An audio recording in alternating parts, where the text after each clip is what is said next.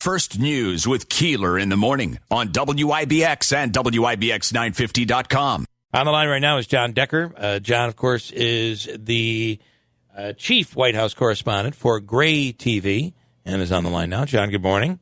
Good morning to you, Bill. Hope you're doing well today. Enjoyed your photos sitting there with Bernie Sanders, all bundled up.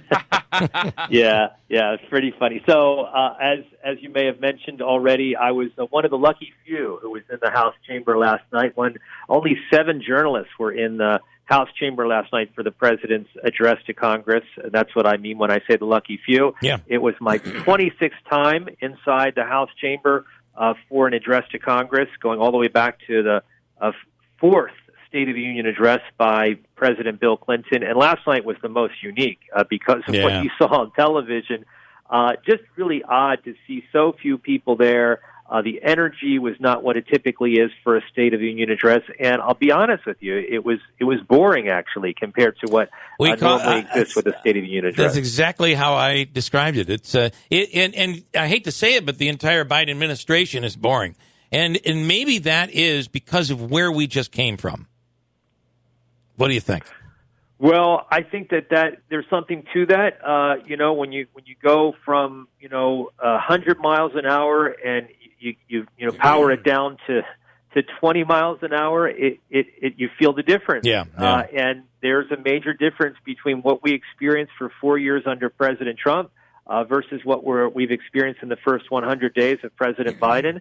And if you were used to that go 24/7, 7 day a week, 365 mentality where you just had to know what's the president tweeting, then it feels different, and it does feel different covering President Biden after 4 years of covering President Trump. Now, I got to say that both of us are really too young to really know, but as I recall, I might have been in like 6th grade when Gerald Ford when Gerald Ford took over after Nixon. It was thought to be just kind of boring.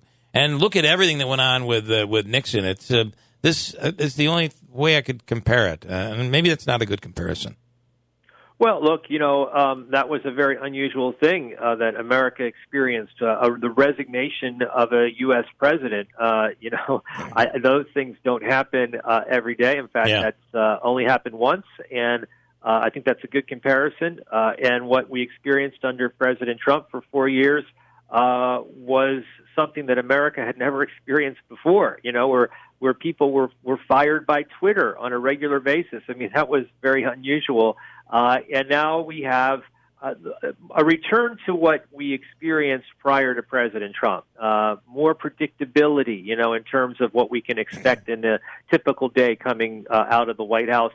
Last night, as it relates to the president's speech, it was so odd, I have to tell you, Bill, to be watching the speech from the House gallery, so looking down on the House floor, but also joining me in the House gallery were members of Congress. Yeah. You had senators and congressmen and congresswomen also watching the president's speech from the gallery, and I think there were some members that did not like that. They did not like being up in the gallery watching it when typically they're down on the floor watching the president deliver that address to Congress from there. We spoke with Ryan Nobles from CNN earlier in the hour. He said to say hi. He was in the chamber. Yeah, Ryan Nobles was in the chamber. So there were 7 press members allowed in, and we've had 2 of them on this morning. That's right. I mean, that's a pretty big deal right there, John. That's a special morning show. You're probably the only morning show in America that can make that claim. It's good for you. Not bad. Yeah, not bad at all. That's exactly what he said. Maybe you'll want to do a story on it. If you want to cover us, feel free. John, though, I do have to say, though, the one thing missing, and President Trump was out talking about this morning, no talk about the border. No talk about the border, which surprised me. There was talk about immigration, but no talk specifically about what's happening at the U.S. border. 25,000 plus unaccompanied minors now in U.S. detention facilities at the U.S. border with Mexico, and no mention of that. That's just remarkable to me because that, to me, is something that is one of the things that has happened on President Biden's watch, and you have to sort of talk about the good and the bad. And the bad is that's the thing that he is getting low public approval ratings for. And if you want to improve it, I think you got to talk about it and address it, not just ignore it. And the other part of all of this, and it does include the Trump administration as well as part of the pandemic, we are living in the how in the world are we going to pay for all this era?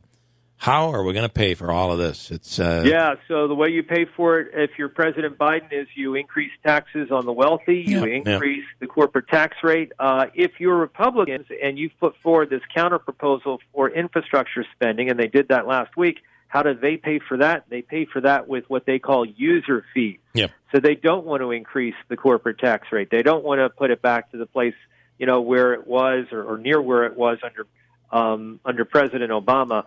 They want to have user fees paid for that. And, there's a meeting that's taking place between Joe Manchin and Republicans about their proposal. Interestingly enough, he's talking to them right now, talking to Republicans right now about their infrastructure spending plan, but not talking to Democrats. So that gives you a sense about where he stands on what he thinks of what infrastructure spending actually is. And I pitched this a couple of times this week.